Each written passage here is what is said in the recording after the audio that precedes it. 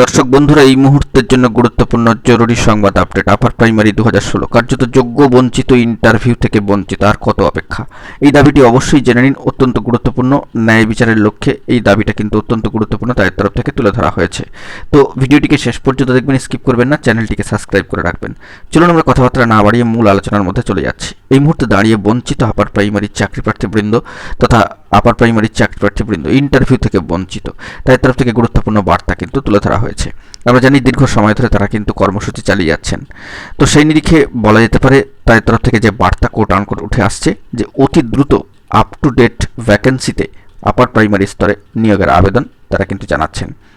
তো ইতিমধ্যেই আমরা দেখেছি যে আপার প্রাইমারি থেকে যে প্রসিডিওর সেটি কার্যত এখনও পর্যন্ত বাকি রয়েছে। ওয়েটিং বন্ধুরা অপেক্ষায় রয়েছেন, কিন্তু অপেক্ষায় রয়েছেন ইন্টারভিউ বঞ্চিতরা, তারাও কিন্তু অপেক্ষায় রয়েছেন।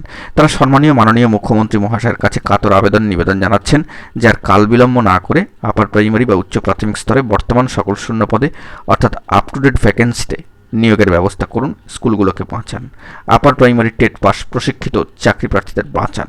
অত্যন্ত গুরুত্বপূর্ণ বার্তা তাদের তরফ থেকে কিন্তু দিয়ে দেওয়া হয়েছে। তো অবশ্যই কুর্নিশ জানাতে হচ্ছে বঞ্চিত আপার প্রাইমারি চাকরি প্রার্থীবৃন্দদের বা ইন্টারভিউ বঞ্চিত আপার প্রাইমারি চাকরি প্রার্থীবৃন্দদের। তাদের প্রচেষ্টার কিন্তু খামতি নেই, তারা লড়াই চালিয়ে যাচ্ছেন। এখনও পর্যন্ত তাদের কর্মসূচি তারা কিন্তু বহাল রেখেছেন। তো দেখা যাক, অত্যন্ত গুরুত্বপূর্ণ বার্তা, তাদের তরফ থেকে অত্যন্ত গুরুত্বপূর্ণ দাবি তুলে ধরা হলো। ভালো থাকবেন, চ্যানেলটিকে সাবস্ক্রাইব করে রাখবেন। ধন্যবাদ।